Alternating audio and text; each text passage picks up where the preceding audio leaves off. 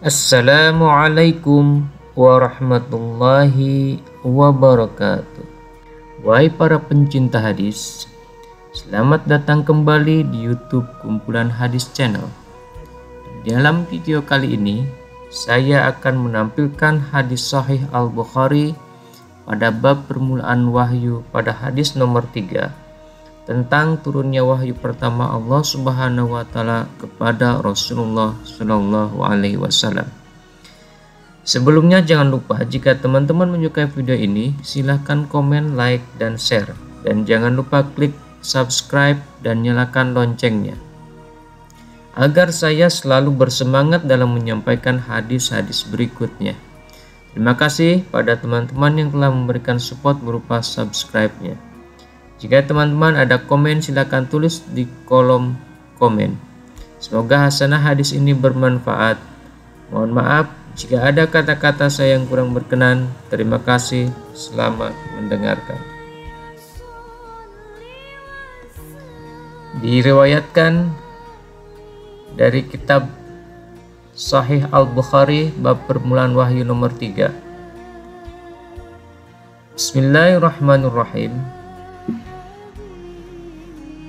Telah menceritakan kepada kami Yahya bin Bukhair berkata, telah menceritakan kepada kami dari Al-Laits, dari Uqail, dari Ibnu Syihab, dari Urwah bin Az-Zubair, dari Aisyah ibu kaum mukminin, bahwasanya dia berkata, permulaan wahyu yang datang kepada Rasulullah Shallallahu alaihi wasallam adalah dengan mimpi yang benar dalam tidur, dan tidaklah beliau bermimpi kecuali datang seperti cahaya subuh.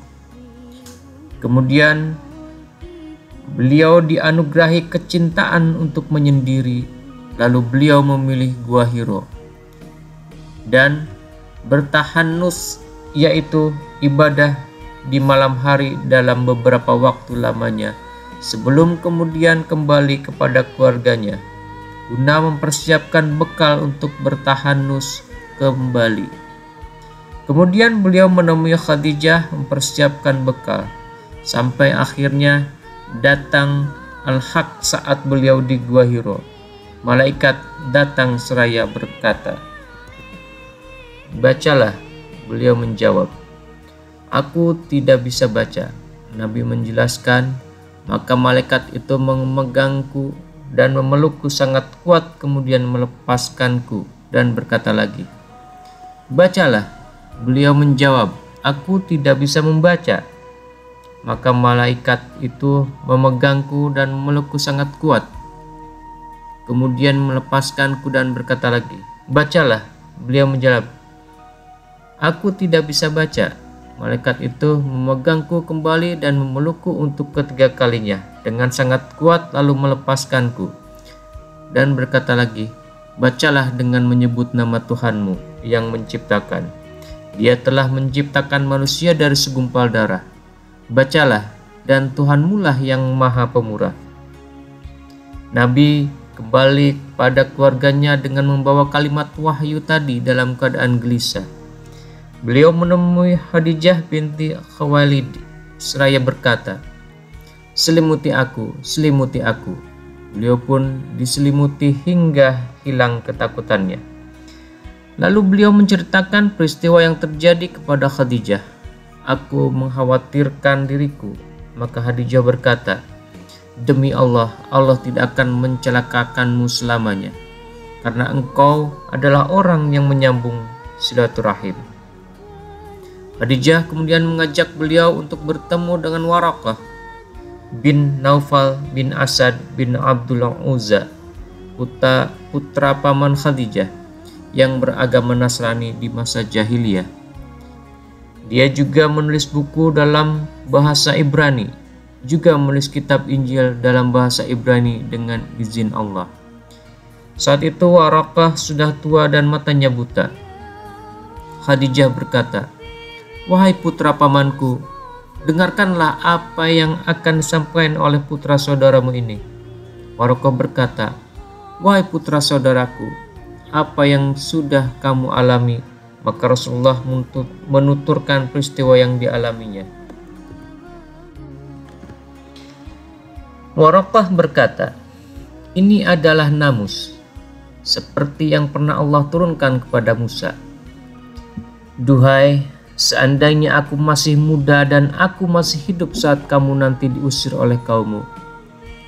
Rasulullah bertanya, "Apakah aku akan diusir mereka?" Waraqah menjawab, "Iya, karena tidak ada satu orang pun yang datang dengan membawa seperti apa yang kamu bawa, kecuali akan disakiti atau dimusuhi. Seandainya aku ada saat kejadian itu, pasti aku akan menolongmu dengan sekemampuanku." Waraqah tidak mengalami peristiwa yang diyakininya tersebut karena lebih dahulu meninggal dunia pada masa fatrah atau kekosongan wahyu. Ibnu Syihab berkata, "Telah mengabarkan kepadaku Abu Salamah bin Abdurrahman bahwa Jabir bin Abdullah Al-Ansari bertutur tentang kekosongan wahyu, sebagaimana yang Rasulullah ceritakan. Ketika sedang berjalan aku mendengar suara dari langit.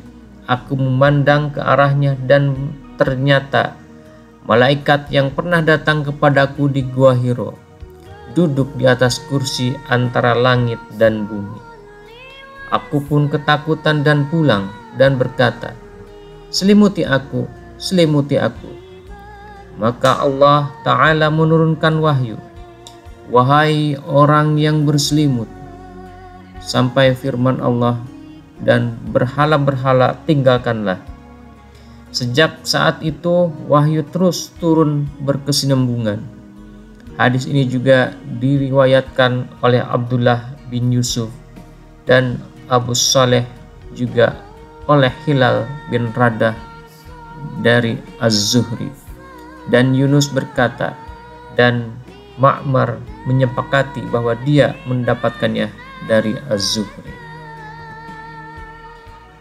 Shadaqallahul adzim wa shadaqa Rasulullah sallallahu alaihi wasallam. Wabillahi taufiq wal hidayah. Wassalamualaikum warahmatullahi wabarakatuh.